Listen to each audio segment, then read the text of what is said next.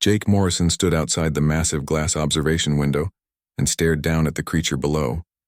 His hands were shaking slightly, but he tried to hide it by gripping his datapad tighter. The thing in the containment cell was huge, at least 9 feet tall, with 4 arms that ended in claws sharp enough to cut through steel. Its scales were dark red, almost black in some places, and they gleamed under the harsh lights of the research facility. The creature was called a Vrath. Jake had heard the stories from other students at the Galactic Institute. 2 guards dead, 17 researchers injured. The thing was a killing machine from a planet so dangerous that even the military refused to land there. And now Jake had to study it for his final project. He watched as the Vrath paced back and forth in its cell. It never stopped moving. Its 4 eyes scanned every corner, every wall, looking for a way out. Jake felt sorry for it, trapped in this white room with nothing but bare walls and bright lights, but he also felt terrified. If that thing ever got out, people would die. Professor Kren walked up behind him. The Valkyrian teacher was tall and thin, with gray skin and no hair at all. His species was known for being smart and practical, but not very friendly. Kren looked at Jake with his 3 eyes and made a clicking sound with his mouth. "You drew subject 47, Kren said. It was not a question. Most unfortunate for you," Jake nodded. He did not trust his voice right now. "The Vrath has been here for 3 years, Kren continued. It has never shown any sign of intelligence beyond basic predator instincts. Do your observations. Document its behavior patterns. Do not expect anything interesting. These creatures are simply animals, nothing more." The professor walked away, leaving Jake alone with his assignment. Jake looked back down at the Vrath. The creature had stopped pacing. It was standing perfectly still, staring directly at the observation window. At him, Jake felt his stomach twist. Could it see him through the one-way glass? The file said the Vrath had excellent vision, but the window was supposed to be perfectly hidden. Yet those 4 eyes were locked onto exactly where Jake stood. He stepped to the side. The creature's head turned, following him. Jake's mouth went dry. It could definitely see him. The Galactic Institute was the best university in this part of space. Students came from dozens of different worlds to study here. Jake was one of only 15 humans at the entire school. Earth had joined the galactic community just 30 years ago, and most alien species still thought humans were primitive and weak. Jake had worked hard to get here, harder than almost anyone else in his class, but he still felt like he was drowning. His roommate was a Quellan who could memorize an entire textbook by looking at it once. The student who sat next to him in quantum physics had 6 brains. Jake just had his normal human brain, and it was not enough. He studied twice as long as everyone else and still got average grades. Now he had to spend the next 3 months studying the most dangerous creature in the facility. Perfect Jake sat down at the desk in the observation room and opened his data pad. He started taking notes. The Vrath was approximately 2.7 meters tall, 4 upper limbs with triple-jointed fingers ending in retractable claws, armored scales covering most of the body, 4 eyes arranged in a square pattern on the face, bipedal locomotion. The creature was still staring at him. Jake tried to ignore it and kept typing. The Vrath's homeworld was called Korshan. The planet had 3 times Earth's gravity and was covered in jungles where everything wanted to kill you. The Vrath were the apex predators there. Nothing hunted them. They hunted everything else. An hour passed. Jake's notes were filling up with observations about the creature's movement patterns and physical characteristics. He was supposed to come back every day for the next 3 months to complete his study. The thought made him tired already. His stomach growled. Jake realized he had skipped lunch to get to the observation room early. He pulled out a sandwich from his bag and took a bite. Down in the cell, the Vrath tilted its head to one side, watching him eat. "Yeah, I bet you're hungry too," Jake muttered to himself. "Stuck in that box all day." The creature's ears twitched. They were small, almost hidden by the scales on its head, but Jake saw them move. He took another bite of his sandwich and went back to his notes. The facility's records showed that the Vrath ate once per day. Raw meat, usually about 10 kilograms at a time. The creature had attacked 3 different handlers during feeding times, so now they used drones to deliver the food. Jake glanced up from his data pad. The Vrath was sitting down now. It had never sat down before, according to the records. It always paced or stood, constantly alert, constantly looking for escape. But now it was sitting on the floor of its cell, all 4 arms resting on its knees, watching Jake with what almost looked like curiosity. That was impossible, of course. The professor said these things were just animals. They did not have curiosity. They had hunger and rage and survival instincts. Nothing more. But Jake could not shake the feeling that something intelligent was looking back at him. He stayed in the observation room for another 2 hours, typing up his initial report. The Vrath stayed sitting the entire time, barely moving except to shift its weight occasionally. When Jake finally packed up his things to leave, the creature stood up and walked to the wall closest to the observation window.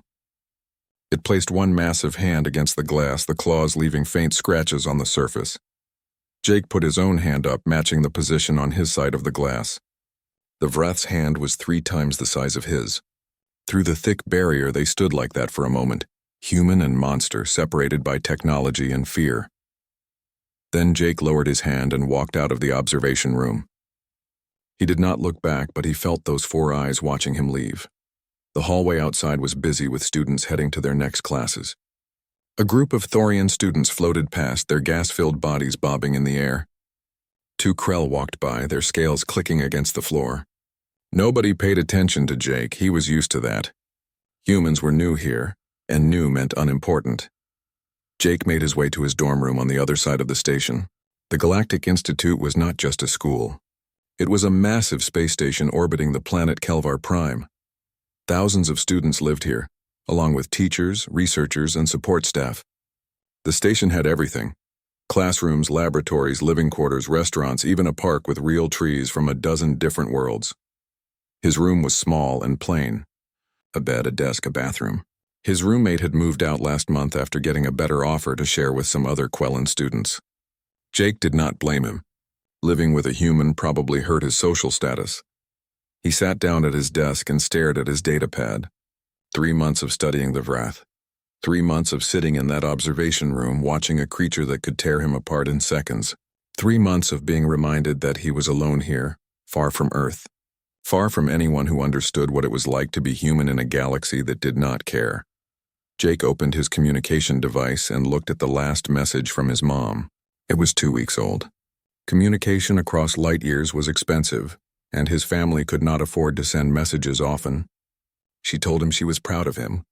She told him to stay safe and work hard. She told him she loved him. He did not write back. What would he say? That he was failing? That he was scared? That he wanted to come home? Instead, he closed the message and pulled up his class schedule for tomorrow. Advanced Chemistry at 800 hours. Galactic History at 1,000 hours. Then back to the observation room to watch the monster. Jake lay down on his bed and stared at the ceiling. He thought about the Vrath, sitting in its cell staring at nothing. He thought about being trapped in a place where nobody understood you and nobody cared. He thought about being alone. Maybe he and the creature had more in common than he realized. That night, Jake dreamed about 4 red eyes watching him from the darkness. He woke up twice, sweating and breathing hard. Each time he looked around his empty room and reminded himself that he was safe. The Vrath was locked away in the research facility 6 levels below, behind walls and barriers and security systems.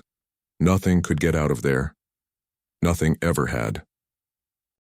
Jake started going to the observation room every day after his classes. Most students finished their projects in a week or 2 and moved on to other assignments. Jake kept coming back. He told himself it was because he wanted to do a thorough job, to get good data for his report. But the truth was more complicated than that.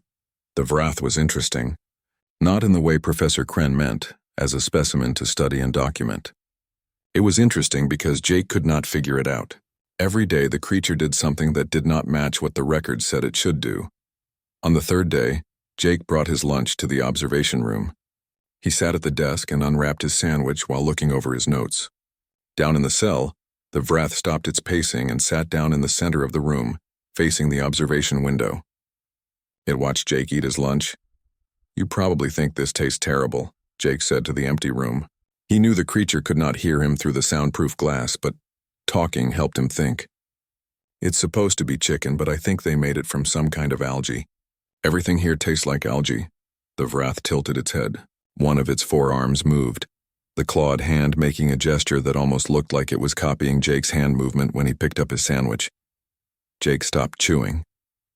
He put down his food and picked it up again, more slowly this time. The Vrath moved its hand again, mimicking the motion. "No way," Jake whispered. "You're watching me. Actually watching me, not just staring." He stood up and walked to the left side of the observation window. The Vrath's eyes tracked him perfectly. He walked to the right. The creature turned its head following. Jake waved his hand. The Vrath's ear twitched. Jake sat back down, his mind racing. The record said the Vrath showed no signs of higher intelligence. But what he just saw was not random animal behavior. That was observation. That was learning. He made a note in his datapad, then hesitated. If he reported this, Professor Kren would probably dismiss it as wishful thinking. The other teachers would say Jake was anthropomorphizing, seeing intelligence where there was none because he wanted to find something interesting. They would say humans were too emotional, too quick to see patterns that did not exist. Jake deleted the note. He would keep watching and see what happened. The next week, Jake started bringing his homework to the observation room. He would sit at the desk working through chemistry problems or reading his history assignments while the Vrath sat in its cell and watched. Sometimes Jake would get frustrated with a difficult equation and talk out loud, explaining the problem to himself. Okay, so if the molecular bond breaks down at 400 degrees, and we're adding a catalyst that increases the reaction speed by 30%, then... Jake trailed off, staring at the numbers on his screen. Then I have no idea what happens next. This is impossible. He put his head in his hands and groaned. He had been working on this problem for an hour and was not any closer to the answer. His chemistry professor had made it clear that humans were naturally bad at understanding complex molecular structures. Something about the way human brains processed spatial information. Jake tried not to think about it, but every time he struggled with a problem, he heard the professor's voice in his head telling him that humans just were not as smart as other species. Down in the cell, the Vrath made a sound. It was the first sound Jake had ever heard it make. A low rumbling noise that came from deep in its chest. The creature was still watching him. "Yeah, I know," Jake said, looking up. "I'm probably going to fail this class. But thanks for the sympathy, I guess." The Vrath rumbled again. Its 4 eyes were focused entirely on Jake's face. Jake went back to his homework, but he could not concentrate. He kept thinking about that sound. It had not been aggressive or threatening. It had almost sounded concerned. That was stupid, of course. The creature was not concerned about his chemistry homework. It was just an animal making animal noises, but Jake could not shake the feeling that something was different about the Vrath, something the researchers had missed because they were too afraid to really look. 2 months into his observations, something changed in the facility's routine. The guards had to sedate the Vrath for a medical examination. Jake watched from the observation room as they fired the tranquilizer darts through automated ports in the wall.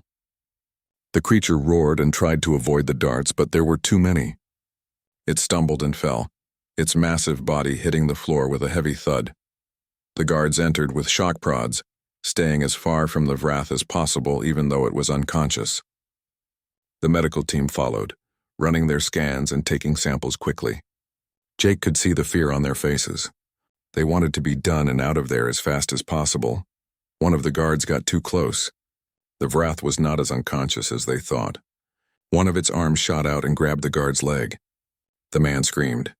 The other guards rushed forward with their shock prods, sending electricity through the creature's body until it let go.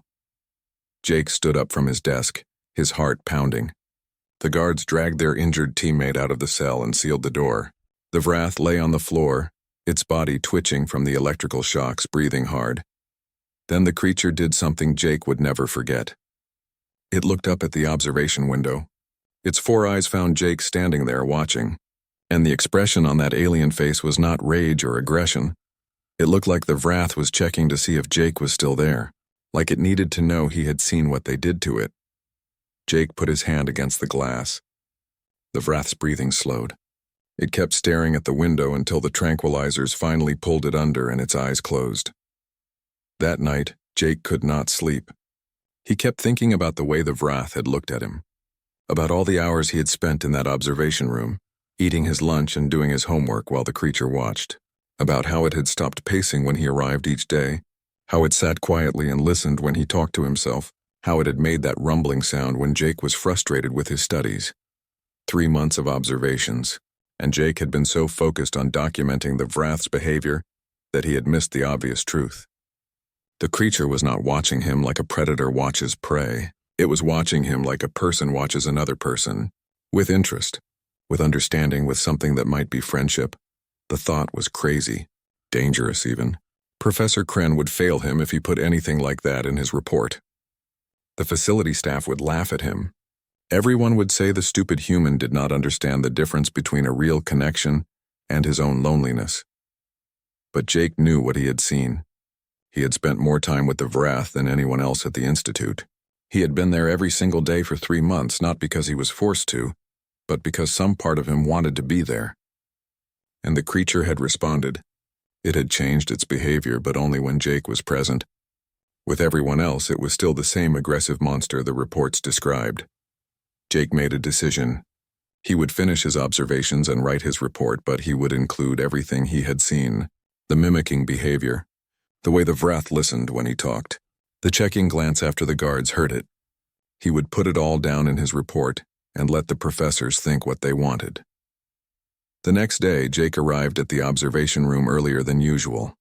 He had stayed up most of the night working on his chemistry assignment and finally solved it, mostly by accident. He was tired but felt good about finally understanding the problem. The Vrath was already awake, sitting in the center of its cell. When Jake walked into the observation room, the creature stood up immediately and moved closer to the glass. It pressed one of its hands against the barrier, the same gesture it had made on the first day. Jake sat down at his desk and pulled out his datapad. He looked at the creature for a long moment, then started typing.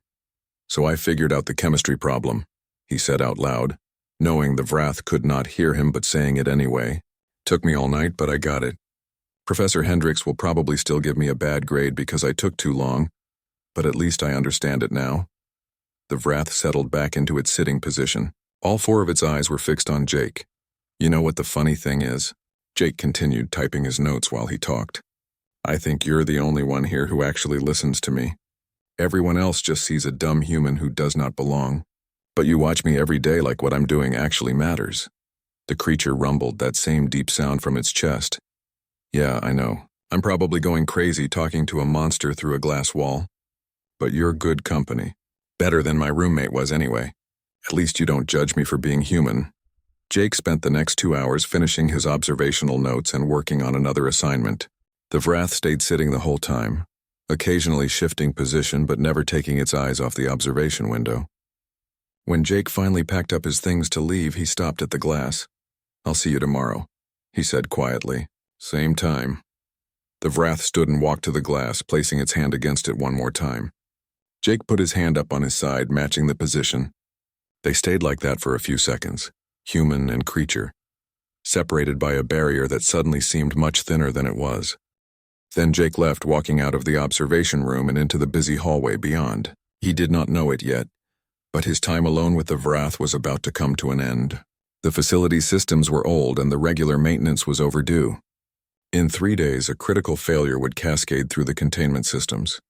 In 3 days, the Vrath would break free, and when it did, it would make a choice that no one expected. The alarm started screaming at 1847 hours on a Tuesday evening. Jake was in the observation room working on his final report, when the light suddenly went red and the sound hit him like a physical force. His datapad showed an emergency alert. "Containment breach in progress, multiple cells affected, evacuate immediately." Jake jumped up from his desk and ran to the observation window.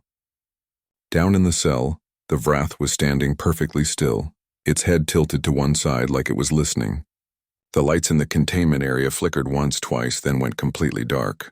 Emergency power kicked in a second later, but it was too late. The magnetic locks on the cell doors had lost power long enough for the override systems to fail. The Vrath's cell door slid open with a hiss.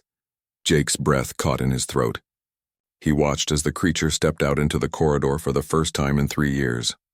It moved slowly, almost carefully, like it could not believe it was really free. Then its 4 eyes swept the hallway and something changed in its posture. It went from cautious to purposeful in an instant.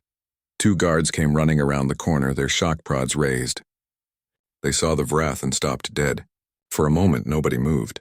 Then one of the guards shouted something into his radio and they both charged forward. The Vrath moved faster than Jake thought possible. It caught the first guard's shock prod with one hand and yanked it away, tossing it down the hallway like a toy. Its other 3 arms moved in a blur and both guards went down. Jake could not see exactly what happened from his angle, but he heard the screams cut short and saw the blood. His stomach turned.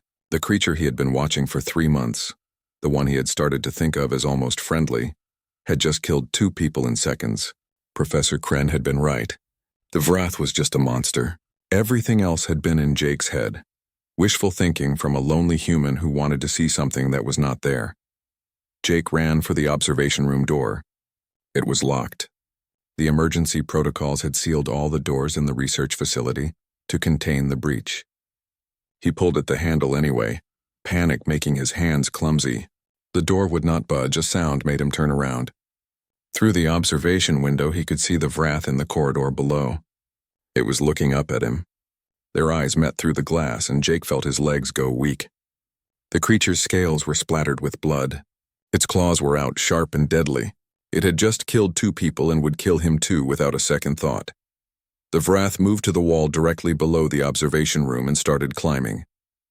Its claws dug into the metal, finding purchase where there should not be any. It climbed like gravity did not matter, its forearms pulling it up the smooth surface toward the observation level.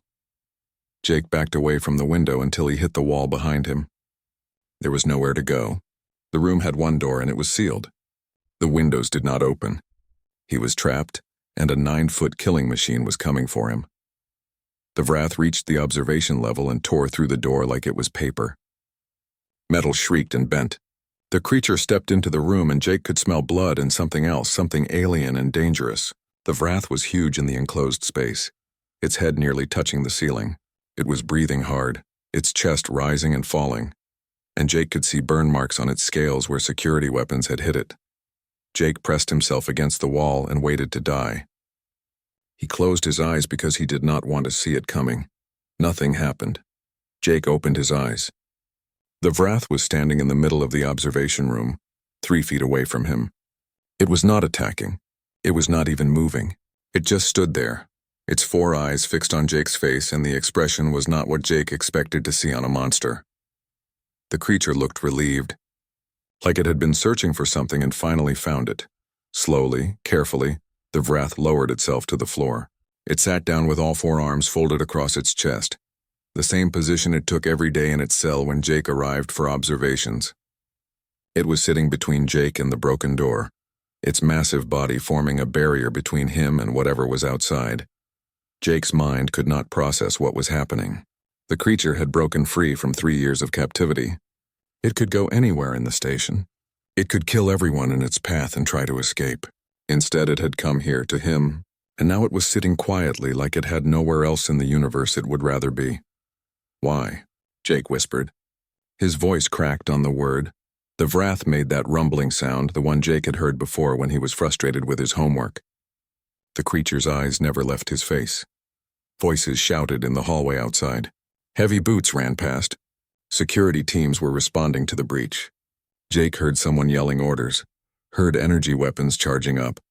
Any second now they would burst through the door and see the Vrath sitting there with Jake trapped behind it. "You need to leave," Jake said, louder now. "They're coming. They'll kill you." The Vrath did not move. One of its ears twitched, acknowledging the sound of approaching soldiers, but it stayed exactly where it was. Security forces appeared in the doorway, at least 8 of them with rifles pointed at the creature. The team leader, a Valkyrian named Commander Trent, aimed his weapon at the Vrath's head and spoke in a loud, clear voice. "Step away from the human. Put your hands where we can see them. Any hostile move and we will fire." The Vrath shifted position slightly, moving even more directly between Jake and the armed soldiers. It showed its claws and bared its teeth, a clear warning. But it did not attack. It held its ground like a guard dog protecting its owner. Jake found his voice. "Don't shoot. It's not hurting me." Commander Trent kept his rifle trained on the Vrath. "Step away from it, student. Move slowly toward us." Jake looked at the creature sitting in front of him. Its scales were dark with blood, some of it its own. It had torn through guards and barriers to get here. It should be a nightmare made real. But all Jake could think about was the way it had sat in its cell every day for 3 months, listening to him talk about his classes and his loneliness and his fears. The way it had looked at him after the guard shocked it, making sure he was still there. "I don't think it wants to hurt me," Jake said. "I think it's trying to protect me." Commander Trent made an angry noise. "That thing killed 2 of my men. It's a dangerous predator and you're in shock. Now move away from it before someone else dies. Jake stayed where he was. He should be terrified. Every logical part of his brain was screaming at him to run, to get away from the monster, to let the soldiers do their job. But a deeper instinct, something human and old, told him that running would be the wrong move. The Wrath had chosen to come here. It had chosen him. And Jake realized with sudden, complete certainty that the creature would die before it let anyone hurt him. "Give me a minute," Jake said to the commander. "Just 1 minute. Don't shoot unless it attacks." Trent started to argue, but one of the other soldiers cut him off. "Sir, look at its position. If we fire, some shots will miss. The human is directly behind it. We need a clear shot." The commander swore in his own language. "You have 1 minute, human. Make it count." Jake took a shaky breath and lowered himself to the floor. He sat down, copying the Wrath's position, folding his arms across his chest. The creature watched him do it, and some of the tension went out of its body. Up close, Jake could see how badly it was hurt. Burns covered its arms and chest. One of its claws was broken. It was breathing harder than normal, and there was blood leaking from a wound on its side. "You came for me," Jake said quietly. "When you broke out, you could have gone anywhere. But you came here." The Wrath rumbled again, that deep sound that Jake had learned to recognize. Its 4 eyes were fixed on him with an intensity that should have been frightening but somehow was not. "I've been watching you for 3 months," Jake continued, aware that the armed soldiers were listening, but not caring anymore. "Everyone else just saw a monster, but I saw you watching me back. I saw you listening when I talked. I saw you learn." One of the Wrath's hands moved, reaching out slowly. Jake did not flinch. The creature's massive hand, still stained with blood, gently touched the side of Jake's face. The claws were retracted. The touch was careful, almost tender. The Wrath made another sound, quieter this time, and Jake realized with shock that it was trying to communicate. Behind them, Commander Trent was talking rapidly into his radio. Jake caught pieces of the conversation. The situation was escalating. More security forces were coming. The station commander wanted to use gas to knock out both Jake and the Wrath, then separate them while they were unconscious. Someone else was arguing for a more permanent solution. Jake looked into the Wrath's 4 eyes and made a decision that would change everything. He reached out and put his hand on the creature's chest, right over where a human heart would be. Under the scales, he could feel the creature's heartbeat fast and strong. "I'm not leaving you," Jake said, "and you're not leaving me. So we're going to sit here together until someone with more brains than weapons shows up to talk instead of shoot." The Wrath settled back onto the floor, apparently satisfied with this arrangement. It kept one hand resting lightly on Jake's shoulder, and Jake kept his hand on the creature's chest. They sat like that, human and monster, while security forces surrounded the observation room and tried to figure out what to do with a hostage situation where the hostage refused to be rescued. 6 hours passed. Jake's legs went numb from sitting. His back ached. The Wrath's breathing got slower and more labored as its wounds continued to bleed, but neither of them moved. The creature had made its choice when it broke free, and now Jake had made his. Whatever happened next, they would face it together. Professor Kren arrived at the observation room during the 7th hour of the standoff. Jake heard the professor's voice outside, arguing with Commander Trent about the best way to handle the situation. Most of the words were too quiet to make out, but Jake heard his own name mentioned several times, along with phrases like foolish human and attachment disorder. The Wrath's head turned toward the door, listening. Its hand tightened slightly on Jake's shoulder, not enough to hurt but enough to feel protective. Jake put his other hand over the creature's clawed fingers. "It's okay," he said quietly. "That's just my professor. He thinks I'm an idiot, but he won't hurt us." The door opened and Kren stepped inside. The professor was carrying a large case in his 3-fingered hands. Behind him, Commander Trent and his soldiers kept their weapons trained on the Wrath, but they did not enter the room. Kren walked forward slowly, his 3 eyes moving between Jake and the creature. "Student Morrison," the professor said in his flat, precise voice, "you have been sitting with Subject 47 for 6 hours and 17 minutes. The creature is wounded and losing blood. You are in danger. Please explain why you refuse to leave." Jake met his professor's eyes. "Because it came here to find me. Not to hurt me. To be with me." Kren clicked his mouth, the Valkyrian equivalent of a sigh. You are projecting human emotions onto a predatory animal. This is a common mistake among your species. The creature's actions can be explained by what? Jake interrupted. By instinct?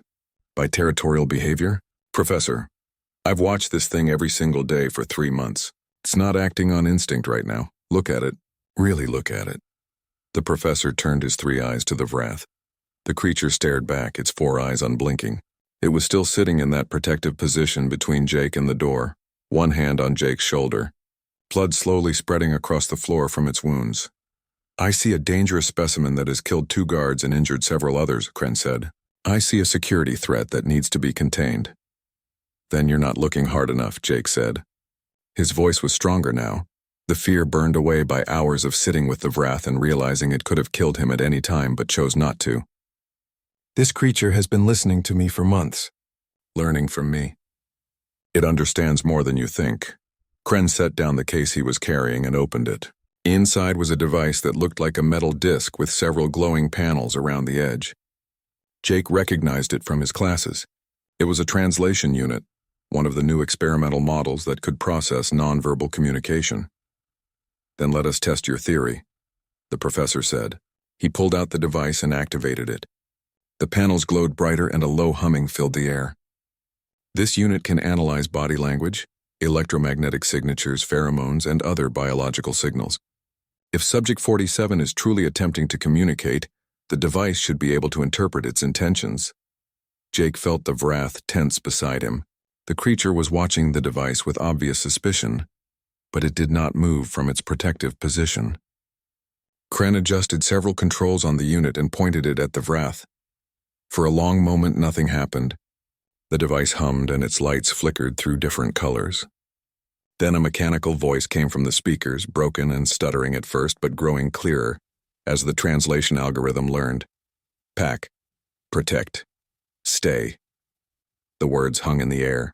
Commander Trent made a disbelieving sound from the doorway. Professor Kren's 3 eyes widened in what might have been surprise. Jake felt his throat tighten. It can understand us. It's been understanding us this whole time. Kren adjusted the device again, fine-tuning the settings. Subject 47, can you comprehend what I am saying? The Vrath's eyes shifted from the device to the professor. When it spoke, the translation came through more clearly this time. Hear, no, learn, long time. How long? Kren asked. His scientific curiosity was overriding his caution now. How long have you been able to understand us? Many moon cycles. Listen always. Learn slow. The Vrath's hand moved on Jake's shoulder, drawing attention to him. This one speak true words. This one see not look through. This one stay when others go. Pack bond form. Jake's heart was pounding. Everything he had suspected, everything he had felt during those months of observation was real. The creature had been aware and intelligent the whole time, trapped in a cell and treated like an animal by people who never bothered to check if it could think and feel. Why did you attack the guards? Commander Trent called from the doorway. His weapon was still raised, but his voice was uncertain now. The Vrath turned its head toward the commander. When it spoke again, there was something in the translated words that might have been anger. Guard hurt. Always hurt. Shock, burn, strike. Prisoner of war, but no war, only cage. Only pain. You killed 2 of my men, Trent said, his voice hard. They come with weapons. They come to hurt again. I defend. But this one... The Vrath's hand pressed more firmly on Jake's shoulder. This one never hurt. This one speaks soft. This one share food time, share learning time, share quiet time. This one treat as person, not animal. Pack bond strong. Break free, seek pack. Protect pack from danger. Professor Kren was typing rapidly on his datapad, recording everything. His scientific detachment had given way to what looked like genuine shock. This changes everything. Your species, the Vrath. You possess language and social structures, yet our records indicate only predatory behavior.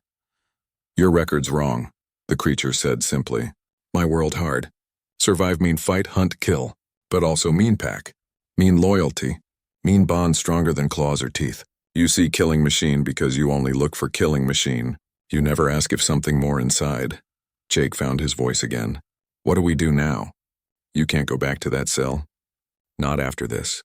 They know you're intelligent now. The Vrath looked at him, and the translation device picked up something that might have been sadness. Cage is cage even when captors know prisoner thinks. But you are here. You stay with Pack. That is enough. Kren closed his datapad and looked at Jake and the Vrath sitting together on the floor. This situation has become considerably more complex. Subject 47 is not a specimen. It is a sentient being, and we have been holding it in conditions that violate multiple galactic community agreements regarding treatment of intelligent species. So let it go, Jake said. Open the doors and let it leave. Leave to where? The Vrath asked, and now the translated voice definitely sounded sad. My world far. No way home. No Pack there anymore. Captured 3 cycles of seasons ago. Pack moves on. Pack forgets. Only Pack now is you. Small human who sits and listens. Commander Trent lowered his weapon slightly. If we allow this creature to remain free, it poses a security risk. It has already demonstrated violent capability. Only when attacked, Jake argued. It came here to protect me, not to hurt anyone else. Give it a chance. Give us both a chance. A chance to do what exactly? Kren asked. Jake thought about the past 3 months, about the hours spent in the observation room, the connection he had built without even realizing it, about being alone at a school where nobody understood him, where he was always the outsider, always the primitive human who did not belong.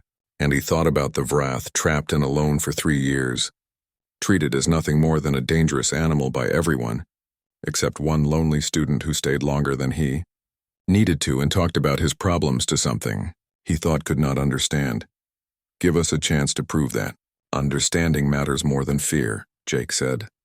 I'll take responsibility. The Vrath stays with me. I'll make sure it doesn't hurt anyone, but it doesn't go back in that cage. It deserves better than that. Professor Kren and Commander Trent looked at each other.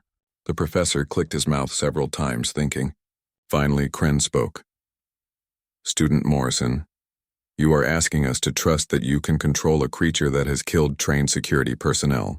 You are asking us to believe that an emotional attachment formed during observation sessions is enough to ensure the safety of thousands of students and staff on this station. You understand how unlikely that sounds?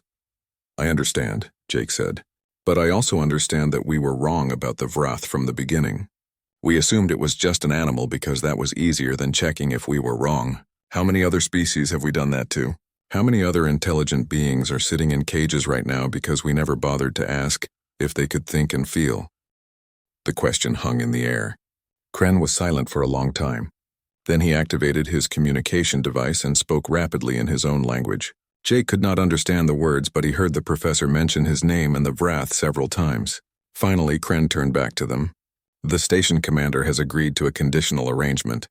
Subject 47 will be moved to improved quarters with environmental conditions matching its homeworld. You, Student Morrison, will be assigned as its primary handler and researcher. You will document its language, its culture, its needs.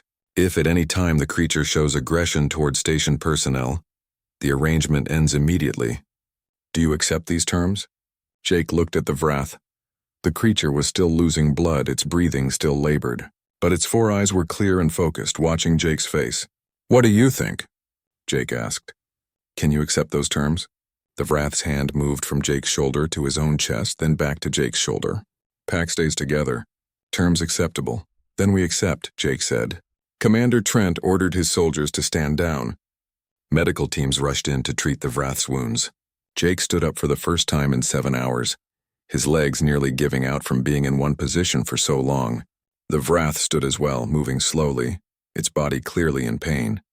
But it stayed close to Jake, maintaining physical contact even as the medical team worked on its injuries. Professor Kren watched them with his 3 eyes, his expression unreadable. You have just volunteered for the most complicated research project in the history of this institution, he said to Jake. I hope you understand what you have committed to. I understand that I'm not alone anymore, Jake said, looking at the massive creature standing beside him. And neither is it. That's all that matters. The Vrath rumbled, that same deep sound Jake had heard so many times before. But now, with the translation device active, Jake heard what it really meant. The sound meant home. The sound meant Pack. The sound meant you are mine and I am yours, and nothing will change that. 3 months after the breakout, Jake stood in front of the academic review board and tried not to look as nervous as he felt. The room was large and cold, with 7 professors sitting behind a curved desk, all of them watching him with varying degrees of skepticism. His thesis document was displayed on a screen behind him, 147 pages of research observations and conclusions that challenged 30 years of established xenobiology practices. The Vrath sat in the corner of the room. Commander Trent had insisted on armed guards being present for the presentation, but the creature ignored them completely. Its 4 eyes were fixed on Jake, patient and steady. In the months since the breakout, the Vrath had not shown aggression toward anyone except in 2 cases where station visitors had threatened Jake. The creature took its role as pack protector seriously. Professor Hendricks, the head of the review board, cleared his throat. He was a Quellan with perfect memory and 6 brains, and Jake knew that the professor had read his entire thesis 3 times already. Nothing got past Hendricks. Student Morrison, Hendricks began, his voice formal and precise. Your thesis argues that current xenobiology protocols are fundamentally flawed in their approach to studying dangerous species. You claim that fear and assumption have prevented proper scientific observation. You use your relationship with Subject 47 as evidence. Please explain why we should accept the conclusions of one human student over decades of research by some of the galaxy's finest minds. Jake took a breath. He had practiced this presentation 100 times, but standing here with 7 brilliant professors judging every word made his mind go blank for a moment. Then he felt the Vrath's eyes on him and remembered why this mattered. Because I did what nobody else bothered to do, Jake said. I treated Subject 47, the Vrath, as a person instead of a thing. I spent time with it. I talked to it. I paid attention. And because I did those simple things, I discovered that we have been holding an intelligent, emotionally complex being in a cage for 3 years and calling it research. The creature killed 2 guards, Professor Keller said. She was a Thorian who floated slightly above her seat, her gas-filled body rippling with disapproval. Your thesis glosses over the violence. My thesis addresses the violence directly, Jake countered. The Vrath defended itself against captors who had been shocking it, burning it, and treating it like an animal for years. When it broke free, it went looking for the one person who had shown it any kind of respect. That's not mindless aggression. That's desperation and hope. Professor Kren, Jake's advisor, spoke up. Student Morrison's documentation is thorough. In the past 3 months, he has recorded over 400 hours of communication with Subject 47. The creature has shared details about its culture, its language structure, and its homeworld that we never would have obtained through traditional observation methods. The data is sound. But the methodology is dangerous, Professor Hendricks said. Student Morrison formed an emotional attachment to his research subject. That attachment clouds judgment. How can we trust conclusions drawn from such a biased perspective? Jake felt anger rise in his chest. With respect, Professor, isn't treating every dangerous species as nothing but a threat also a bias? We come into these observations already believing that creatures like the Vrath are monsters. We set up our research to confirm that belief. We use cages and shocks and isolation, then act surprised when the creatures behave aggressively. My attachment, as you call it, let me see past that bias. It let me see the truth. The room was quiet for a moment. Then Professor Hendricks leaned forward. Let us hear from Subject 47 directly. We have been provided with a translation device. Perhaps it can explain its own perspective. Jake looked at the Vrath. The creature stood and walked to the center of the room, moving with the careful grace that Jake had learned, meant it was being deliberately non-threatening. The translation device activated, and the Vrath's voice filled the room. I am called Vec by my birth pack. My world is Korshan. I was captured during hunt taken by skyships brought here. For 3 cycles of seasons I lived in White Room with no sky, no ground, no pack. Guards hurt when I moved wrong. Researchers studied like I was dead thing, not living person. I was dying inside little by little until small human came. The Vrath turned its 4 eyes toward Jake. He was different. He came every day. He stayed long time. He spoke about his pain, his struggle, his loneliness. He did not know I understood, but I heard every word. I learned his language by listening. I learned he was like me, alone in place where nobody understood him. Pack forms many ways. Sometimes pack forms between different species who share same pain. You claim to have understanding of complex emotions, Professor Keller said. Yet your species is classified as a death world predator. How do we reconcile intelligence with such violent nature? My world hard, so Vrath must be hard to survive, Vec replied. But hard does not mean simple, does not mean without thought or feeling. We hunt to live. We fight to protect. But we also bond. We also love. We also choose family. Human Jake chose to see all of me, not just claws and teeth. Why other species only see monster and stop looking? Professor Hendricks made a note on his data pad. Student Morrison, your thesis recommends sweeping changes to how we study and interact with dangerous xenobiological specimens. You propose spending more time with subjects, treating them as potential intelligent beings unless proven otherwise, and creating conditions that allow for natural behavior rather than isolation. Do you understand the resource cost and potential danger of these recommendations? I do, Jake said. But I also understand the cost of what we're doing now. How many intelligent species are we keeping in cages? How many have we missed because we were too afraid to look past our assumptions? The Vrath, Vek, has shared information about 3 other species on Korshan that show signs of intelligence. 3 species we knew nothing about because we only cataloged them as dangerous predators and moved on. What if they're all like Vek? What if we've been committing the same crime over and over because we never stopped to check? The review board members looked at each other. Professor Hendricks tapped his datapad several times, bringing up different sections of Jake's thesis. Jake could see the professor's 6 brains working, processing everything at speeds Jake could never match. Your documentation of Subject 47's. Excuse me, Vek's language is impressive, Hendricks admitted. The grammatical structures alone represent a significant contribution to linguistic studies. And your behavioral observations have revealed complexities we missed entirely.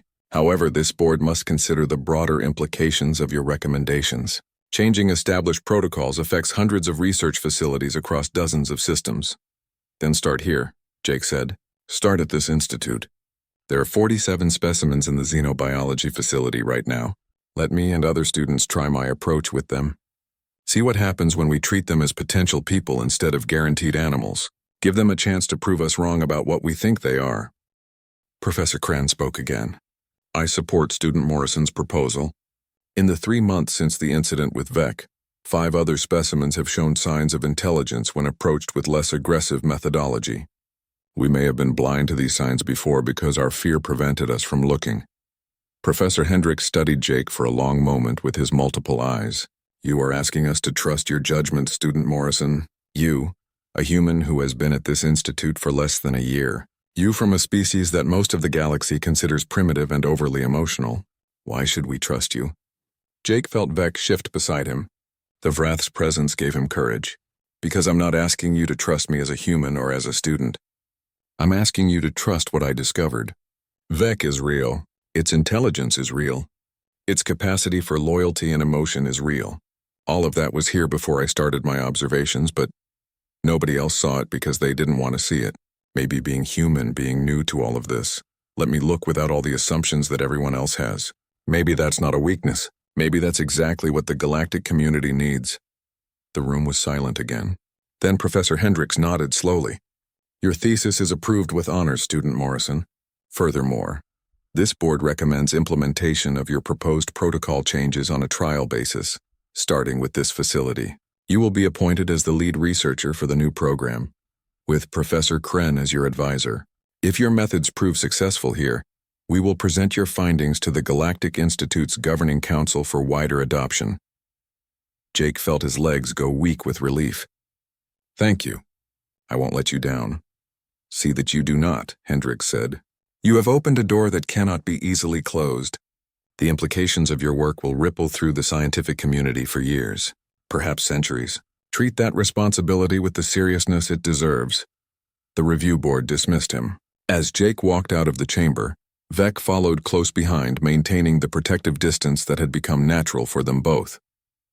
In the hallway outside, several students had gathered, curious about the human who claimed to have befriended a Death World monster. Jake saw the looks they gave him and Vek. Some were afraid. Some were curious. A few looked impressed. He did not care what they thought anymore. He had spent too long worrying about being accepted, about being good enough, about proving that humans belonged in the galactic community. Now he understood that belonging was not about being like everyone else. It was about being yourself and finding others who valued that. They walked through the station toward Vek's new quarters. The creature had been moved from the containment cell to a larger habitat 3 levels up. The environment was carefully controlled to match Korshan's conditions: higher gravity, thicker air, warmer temperature. Jake visited every day, just like he had visited the observation room. But now they sat together inside the habitat instead of separated by glass. "You spoke well to the learned ones," Vex said as they entered the habitat. The translation device had become so familiar that Jake barely noticed it anymore. "I just told them the truth," Jake said, sitting down on the rock that served as Vex's favorite resting spot. "That you're a person, not a monster. That understanding is better than fear." Vex settled beside him, its massive body radiating warmth. "Your people, humans, you are strange in galaxy. Other species have strengths your kind lacks. Stronger bodies, faster minds, better technology. But you have different strength. You see connections where others see only differences. You build bridges where others build walls. That is why your people will matter in time to come." "I hope you're right," Jake said. He thought about Earth, about his family there, about humanity's place in a galaxy that seemed so much larger and more complex than he had ever imagined. "We're still learning how to fit in, still making mistakes. All species make mistakes," Vex said, "but your species makes different mistakes. Not from hate or fear, but from trying too hard to connect. That is a good mistake to make. Better than my people's mistakes, which come from trusting only pack and fighting all others. Better than Valkyrian mistakes, which come from thinking emotion is weakness. Every species brings something to the great pack. Humans bring hope that different can still mean together." Jake leaned against Vex's side, feeling the steady rise and fall of the creature's breathing. 3 months ago, he had been alone in a galaxy that did not understand him. Now he had found something he never expected. Family. Not the family he was born into, but the family he chose. The family that chose him back. "What happens now?" Jake asked.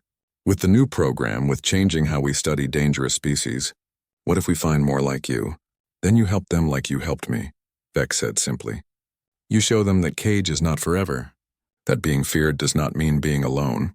That pack can form across species, across worlds, across any distance. You be bridge, human Jake, you already started. Now others will follow." They sat together as the artificial sun in Vex's habitat began to set, painting the sky in colors that reminded the wrath of home. Through the observation windows, other students passed by, stopping to watch the human and the creature sitting peacefully together. Some of them were already signing up for Jake's new program, wanting to try his methods with other specimens. Change was coming to the Galactic Institute. Change was coming to how the galaxy understood dangerous species. And it had started because one lonely human student decided to sit with a monster and talk about his problems, never knowing that the monster was listening and understanding every word. The beast had broken free from its cage, but it had not run away. It had not tried to escape. It had sat beside a human student and refused to leave, because sometimes freedom is not about running away. Sometimes freedom is about finding the one person in all the galaxy who sees you for who you really are, and choosing to stay with them forever. That was the real discovery. Not that the Vrath was intelligent, not that dangerous species could be understood, but that connection, real connection between different beings, was stronger than any cage, any fear, any difference. And if a human and a Death World predator could find that connection, then maybe, just maybe, the whole galaxy could learn to do the same. Jake looked at Vec, and Vec looked back with its 4 red eyes. No words were needed. They both understood. They were pack now. They were family. And nothing in the universe would change that. The beast broke free, and in breaking free it found home.